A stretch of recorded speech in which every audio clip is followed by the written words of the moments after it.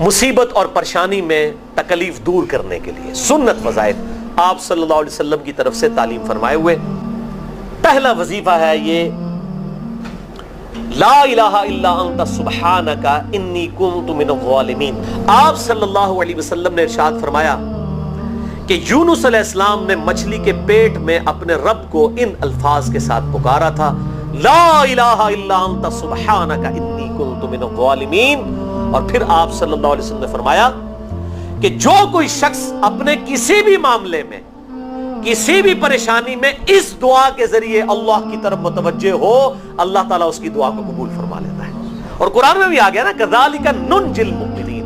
اور کتنا بڑا فتویٰ آیا میرے بھائیوں سورہ الصافات 143 144 فلولا انہ کان من المسبحین. اگر یونس ہمیں ان الفاظ میں ہماری تسبیح نہ کرتا للبث فی بطنہ الی یوم یبعثون, تو مچھلی کے پیٹ میں قیامت تک مچھلی کے پیٹ میں رہتا اگر اس طرح نہ ہمیں پکارتا. لا الہ الا انت, اے اللہ تیرے سوا کوئی معبود نہیں ہے. یہ توحید کو پہلے نمبر پہ لے گئے. انت سبحانک, اے اللہ تو تو پاک ہے, تو تو غلطی کر ہی نہیں سکتا کیونکہ تو تو پاک ہے. انی کنت من الظالمین, میں تو انسان ہوں, میں تو غلطی کروں گا. کیا زبردست انداز ہے اللہ کو پکارنے کا. اس پہ پھر نجات ہی ملنی تھی نا. اللہ تعالیٰ کی وہ کوالٹی انہوں نے ذکر کی ہے اللہ میں تو بندہ ہوں نا تو غلطی کروں گا نا, تجھ سے تو غلطی نہیں ہونی, تو تو پاک ہے, غلطی تو میں نہیں کرنی ہے نا, تجھ سے تو ہو نہیں سکتی, جب میں کر بیٹھا ہوں تو معاف کر دینا. بہترین دعا ہے واللہ, بہترین استغفار ہے. اور صحیح بخاری اور مسلم کی متفق علیہ حدیث ہے جب آپ تشہد میں بیٹھو تو درود شریف کے بعد جو اپنے رب سے چاہو مانگو, اس میں یہ دعا بھی آپ اپنے اوپر لازم کریں. یہ اسماء اعظم میں سے ہے, اپنی دعاؤں میں اس دعا کو کریں لا الہ الا انت سبحانک انی کنت من الظالمین.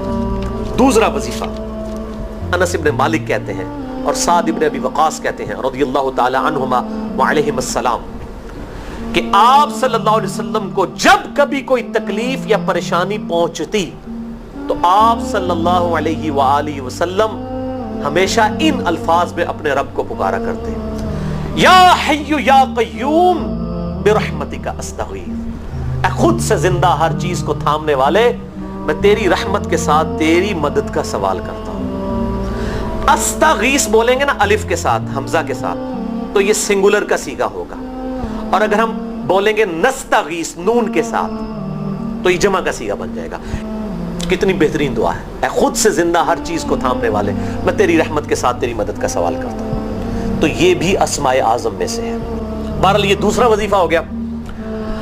اب تیسرا وظیفہ جو ہے کمال وظیفہ صحیح بخاری میں موجود ہے, انٹرنیشنل نمبر کے مطابق 4563 نمبر.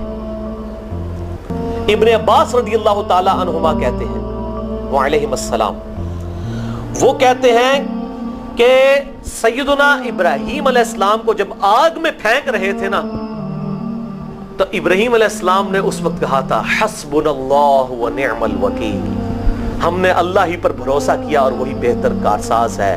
اور تمہارے نبی صلی اللہ علیہ وسلم کو بھی جب مصیبت اور پریشانی آتی تھی وہ بھی پڑھا کرتے تھے حسبنا اللہ و نعم الوکیل, ہم نے اللہ ہی پر بھروسہ کیا اور وہی بہتر کارساز ہے.